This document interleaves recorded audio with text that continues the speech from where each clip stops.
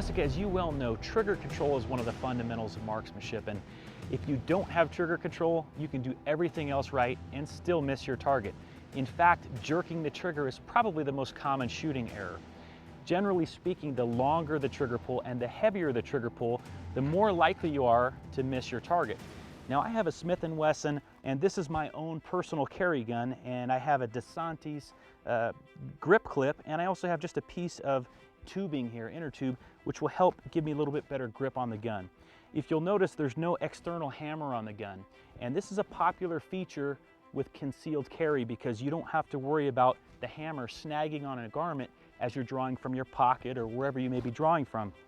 The problem is, though, is that I'm relegated to that long, heavy, double action trigger pull, and which takes some getting used to. Well, Rich, what I have is the Ruger LCR, but I have the newer model, which is the LCR-X, which features the external hammer.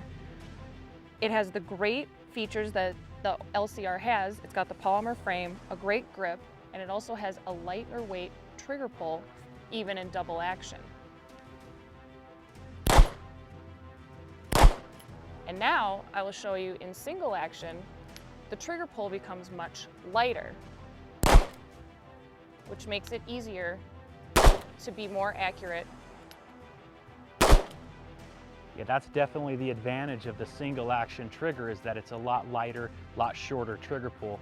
Now, what if you had a situation where you had cocked the hammer back because you're facing a deadly threat, but the circumstances have now changed and the subject no longer deserves to be shot? So how would you safely lower the hammer on that gun? First, you want to point the gun in a safe direction. So as you can see, it's back in single action. And all you want to do is push the trigger in a little and slowly walk the hammer down. And that's something that's important that you practice if you have a gun that allows single action mode, because if you're just about to shoot someone and now you want to render your gun safe, that's not when you're going to be thinking the most clearly. You're probably going to be pretty amped up.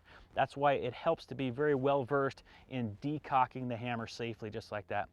Well, you can certainly fire in double action mode in a self-defense situation. In fact, even if you have the option of single action, you quite frankly might not have time to cock the hammer back, rather. So you really have to have be able to shoot with double action.